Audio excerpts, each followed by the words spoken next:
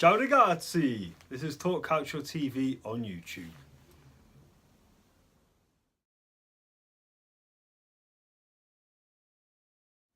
Welcome to this episode of Talk Calcio TV. Of course, this weekend, round 29 in the Serie A season. The last set of games before we head into the international break. Of course, Italy have friendlies against Argentina and England. I can see the excitement or lack of it in your face, of course, because we're not going to Russia in the summer. I thought so. So we start with there were two games yesterday then. The first one was at the Dacia Arena. Udinese 1, Sassuolo 2. A surprise away win for the Nerazzurri. Of course, a bad run lately. They had dropped into the bottom three, but they go into the international break having got out of the relegation zone. They took the lead on 42 minutes thanks to Ali Adnan, who'd scored an own goal for them. Then Udinese, though, would equalise through Fofana on 44 minutes before Sensi gave them the winning goal on 75 minutes. Udinese at the moment just struggling for any sort of form and to just arrest their sort of sticky patch they're in. Sassuolo, though, they get there a win and they can breathe a lot easier going into the international break, that is for certain. Then, of course, it was the big one, Spal against Juventus. Now, I would have put my house on Juventus winning this one. They were without some key players, of course. But it ended 0-0. Now, Juventus, can you say this is a bad result or not? I mean, Juventus had won 12 on the trot, so they're not going to win every week. Now, usually third teams are good luck in Italy, not in this instance, but they didn't lose the game. As it stands, they are 5 points clear. The game itself, Udinese just couldn't get into the rhythm. Of course, Douglas Costa fired over just towards the end, which could have given them all 3 points. But I'd hardly say it's a crisis. You know, they're 5 points ahead. Napoli, of course, play tonight, and if Napoli don't win, then Juventus have increased their lead. If Napoli do win, then they'll say it's points lost. I think it's still Juventus in the driving seat right now. They'll be disappointed they didn't expand the league, put more pressure on Napoli, but I would hardly say it's a crisis. So that one ended 0-0 between Spal and Juventus. So we move on to Sunday's results, and we start at the Luigi Ferrari Stadium in Genoa, where it was Sampdoria 0, Inter Milan 5. A few milestones were reached in this one. You could say it was the Mauro Icardi show. Igor Perisic gave the Nerazzurri the lead on 26 minutes. On 30 minutes, they were awarded a penalty, the Nerazzurri. And after that, Mauro Icardi just went on a rampage, you could say. He converted the penalty on 30 minutes to score his 100th Serie A goal ever. Now, he's only the 6th person to do this in Serie A under the age of 25. And he was just rampant after that. He then scored a 14-minute hat-trick. It went in at the break 4-0 up, and then on 51 minutes he completed the route. He scored his 4th. Now, you saw Mo Salah score 4 against Watford last night. Today it was Mauro Icardi's turn. The scoring was completed after 51 minutes. Icardi said in his interview today after the game, after he scored his first, he just felt so much energy he kept going and going, and going he did. Now, bear in mind he's had a bit of a disappointing week. He's been left out of the Argentina squad for the friendly against Italy, which we're going to cover coming up this week. He has a point to prove, and like I say, before the squad is announced for the summer, the Argentine coach might just be thinking twice after today's display, that's for certain. So Inter, they remain in 4th. They tried to keep the pressure on Roma in 3rd, but they again won themselves today. Goals from Stefan El-Shaarawy after 39 minutes, and then Rajon Angolan, the Belgian, completing the scoreline on 75 minutes. Roma, they maintain 3rd spot. Crotone, though, they slip into the bottom 3.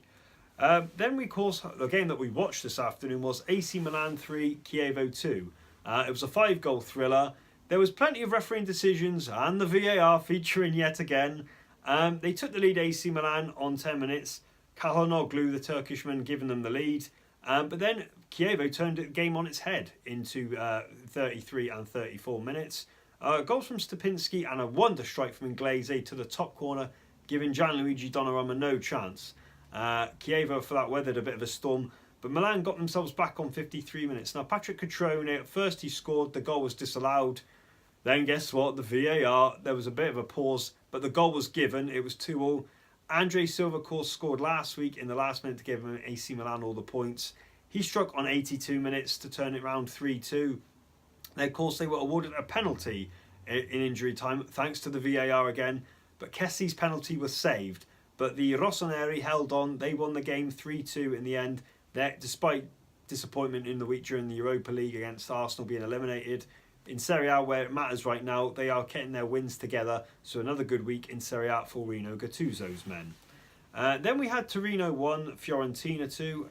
Walter Mazzari's side just look as if they seem to be out of steam at the moment. Vertut gave Fiorentina the lead on 55 minutes. Of course, in this was another one. Fiorentina were awarded a penalty after 6 minutes, but the VAR cancelled it. Belotti, though, only his 6th goal this season. He scored on 86 minutes, and you thought that had given them a point for the Granate. But then another VAR decision awarded Fiorentina a penalty in 94 minutes. There is scored, and that got all 3 points for Viola. Another game where the VAR was just playing centre stage, to put it politely. Then we had Verona 0, Atalanta 5. Now, the last few weeks, the Giallo-Blu have been showing some sort of revival, giving themselves a shot in the arm in their Serie A survival chances. Of course, they won the Verona derby last week. This week, though, they were sent back to earth crushing by Atalanta 5-0 at home. Now, I thought at home, Verona, that's where they've been making their relegation scrap count, but they came unstuck today. Cristante give Atalanta the lead on 3 minutes. Ilic then scored a hat-trick, 45, 48 and 69 minutes, before Papu Gomez, I'm sure he'll be doing his famous dance tonight, he completed the route on 71 minutes. The Giallo-Blu remain second from bottom. If they'd have got that win or got something today, it would have looked a lot better, but they remain in the bottom 3. Then to the foot of the table, last but not least, Benevento 1, Cagliari 2. Now, Benevento scored from Brignola on 47 minutes. It looked as if they were going for another win. They would end up on 13 points.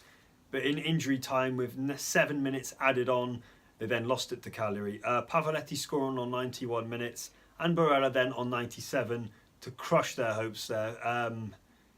You just have to feel sorry for Benevento. You can see why they're at the bottom when luck isn't going your way, or results.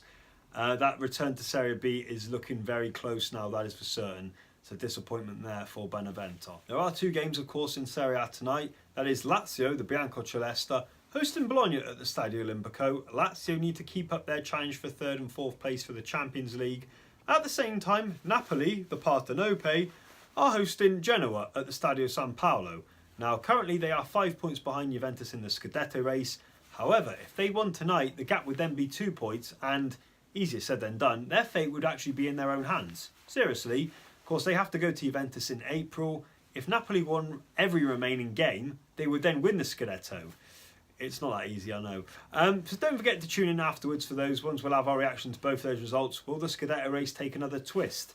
Of course, next week there is no Serie A games, as we know. There's the internationals for Italy against Argentina and England. Don't forget to tune in next week. We'll have a bit of a history lesson on Italy, as well as previous meetings and history against Argentina and England. So thanks for watching this episode of Talk Calcio TV. Tell us what you thought of this weekend's results and fixtures. Mauro Icardi, now on 104 Serie A goals.